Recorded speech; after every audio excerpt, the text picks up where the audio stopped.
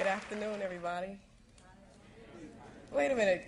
Good afternoon. Come on. We're all trying to get to this next level without, as my brethren says, without the next level finding us. You know, it's like life is peaks and valleys. And some people think some people explain that as good times, bad times, but I actually think it's learning or let's say learning mastership, okay, or study mastership. Now, I went from the top of one mountain. I mastered something. I'd mastered something and people appreciated it. But, you know, once you're on the top of that mountain, you have to go this way. But in hip-hop, everybody's like, I'm not moving. I'm the master. I'm great. I'm dope. I'm hot. I'm here. I've arrived. I'm not going anywhere. And that's what you stay stuck on top of one hill, one mountain, when, you know, God's intention is that we study and master a bunch of different things. And so here I am descending this hill, and everybody's like, where you going? You know, we're supposed to be on the top of the hill. But it's exciting time. It's definitely exciting time for me because I'm at the foot of another hill. You know, this hill, you know, is different. You know, it's totally different. You have to navigate it different. But I get to learn. And then once you learn and you go through that, you are on the top of another one. So I would just encourage everybody, never be afraid of not knowing. Never be afraid of not knowing. You know, find out.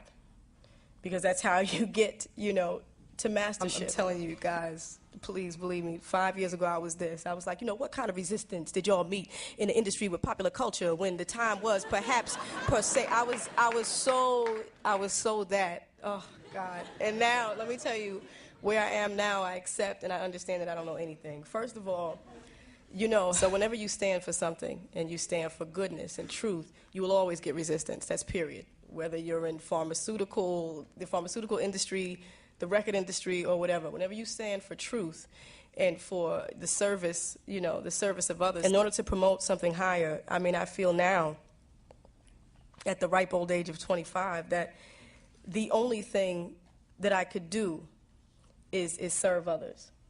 You understand what I'm saying? And because there are people who have not reached that point in their walk, you know, yes, there's a little anger, there's a little resentment, because you raise a standard. You know, you especially when you do it and you make some noise, you know, and you do it and people actually listen to what you have to say, and you're saying something that holds a mirror up to a lot of the negativity and self-indulgent things and messages that a lot of other people, you know, but we're all young, having no clue or concept, having no concept of what life really is, you know. So I've been put in this unique position. I have this very unique responsibility that God has made me aware while I still have the mic.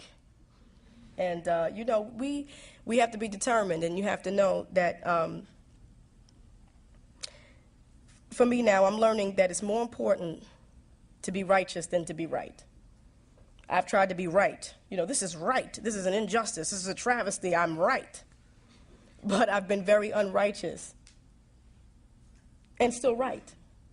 Oh, my God, you know, because you can attack someone completely right, but it doesn't resolve anything. You know, it doesn't solve your problem.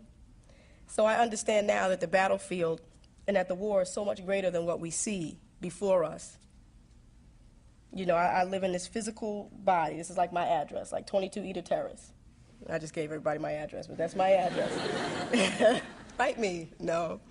But this is where I live, you know, but there's something much deeper.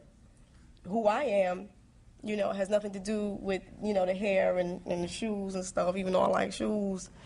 But, you know, it has nothing to do with that. So you know, and what I do, I mean, I find there's a lot of power in prayer. So I pray for the people who don't understand me. And I tell you, to be honest with you, I pray more now to be understood. No, excuse me, to understand than to be understood. I pray now to learn how to love than to be loved. Because God has given me an abundance, so, you know, I don't need God. These people don't understand me. They think I'm crazy. Every time I'm on the mic, they just, you know, it's not about that. I pray that I understand them so that I can talk to them, minister to them even more. You understand what I'm saying? So, you know, I'm just not afraid of, it's of no effect. It's immaterial to me. Because our enemies are not physical bodies. They're actually our family. They don't know it, and we don't always know it. But our enemies are not, they're not flesh and blood. And our problems are not flesh and blood, even though we think they are. I hope that, I know that was very, I don't mean to sound ethereal, because what I'm saying, I'm telling you, is heavy as bricks. It's concrete.